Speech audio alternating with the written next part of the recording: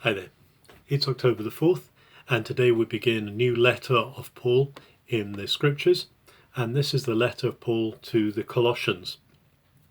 Colossae was actually quite a small place, maybe the smallest that Paul has written to. It had been quite a famous centre of business back in the pre-Christian times, but it had fallen on harder times and perhaps wasn't as thriving. It had been involved in the purple trade.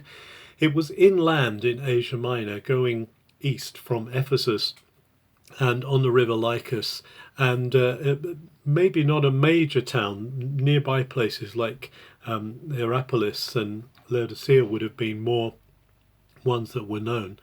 But Paul nevertheless is writing to this small community, partly because there is a visitor to him, someone who's come to see him, probably in prison in Rome around 60 AD, and this visitor is Epaphras, and sometimes Epaphras is connected with the Epaphroditus of the Philippian letter, but not necessarily the same person because he seems to be a native of Colossae. So Paul is taking the opportunity to write to them. Now, part of the reason for his writing to them is his concern that they seem to be under siege a little bit as a local church. It's probably not a church that Paul himself has been to, because he speaks of just of what he's heard, and he doesn't actually greet anyone personally in this letter.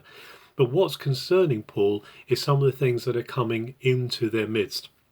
It seems that they've been subject both to some inroads by the Judaizers, the people who are trying to get them to believe in the the necessity of Jewish law for salvation, but also there seems to be an early form of what later became called Gnosticism. That is something that comes out of Persian understanding, Zoroastrianism, and has a very complicated mixed theology, which is it embedded itself into Christianity later on in the 2nd century, but this time maybe was just developing.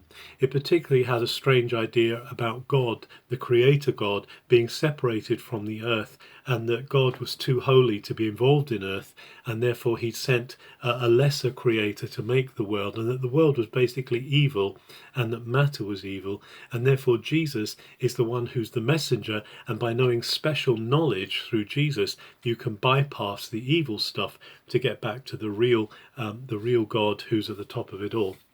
That, in a nutshell, is the kind of thing that Gnostics were believing. They had lots of passwords and also layers of angels who were in between. And some of the things that Paul refers to in the Colossian letter perhaps point us to what's going on there. But Paul opens up his letter writing to them with Timothy, as I say, probably from prison in Rome around 60 AD, and he greets them with grace, with peace, with his usual greeting, explaining who it is who's writing to them, that he's the envoy of God, seeking to bring heaven into earth. And he thanks God for every remembrance of them, for every mention of them, and he's continuing to pray for them. It must have been encouraging for a small community like Colossae to know that Paul was praying for them. And as he speaks, he says that he's praying that the gospel will bear fruit as it is bearing fruit throughout the world. So they're part of something bigger than themselves. Paul says you're not isolated here. This good news that you're receiving is actually being sent out throughout the world. They learned this gospel from Epaphras, who, as I say, Paul is sending greetings through to them, and Paul obviously does know him, and he's probably become a Christian through Paul's witness. By the way, just to mention also that this letter to Colossians, there seems also to be a link here with the letter of Philemon, which comes a bit later, but actually the owner of the runaway slave, Onesimus, who is going back there to Colossae, his owner seems to be living there in Colossae, and so there is a link, and perhaps these two letters were carried together. But what Paul is praying for is he's praying for wisdom for these people. Now, here's an interesting thing. This reference to wisdom is perhaps in contrast to what the Colossians might have been being misled into in terms of the gnosis, that they are being given secret knowledge that gives them access, or there's a danger of them thinking they've got to have secret knowledge to get them into the ways of God.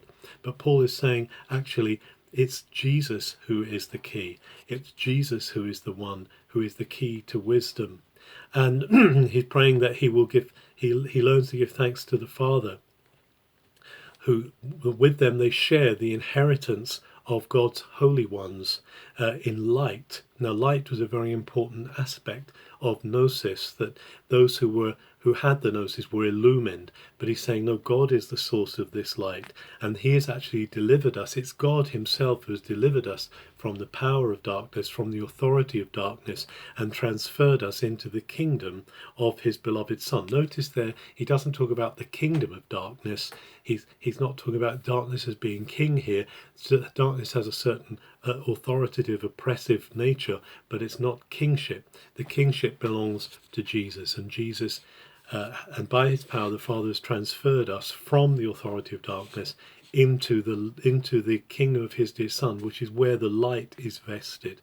And then Paul, at the end of our reading, from verse 15 onwards, goes into this amazing paean of praise of Jesus. It's like a poem or a hymn that Paul expresses here, and he says he is the image of the invisible God. Now, this is very important because in Gnostic understanding, God was separated from Jesus, but Paul is saying, no, this Jesus is the image of the invisible God. He is exactly like it. The word icon is a word that means the stamp on the coin. You can look at Jesus and know exactly what God is like. He's the firstborn of all creation, because from in him everything was created. This is an amazing ascription to Jesus, of being there involved in creation, pre-existing his earthly existence.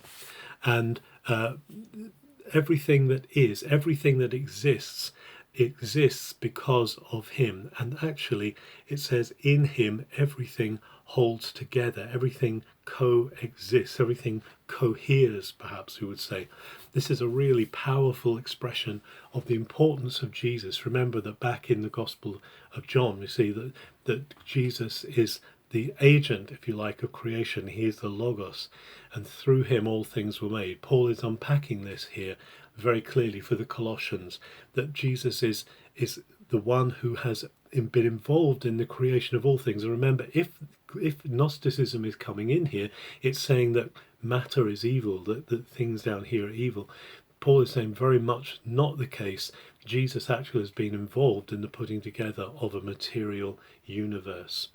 It's important that we get hold of the key person of Jesus here, that it is in Jesus that all things cohere. Everything has been made for his pleasure, everything has been made for his glory. And as we come to him today, we come to the one who gives us access to the Father, but also the one who himself is Almighty God, the image of the invisible God. Have a very good October the 4th.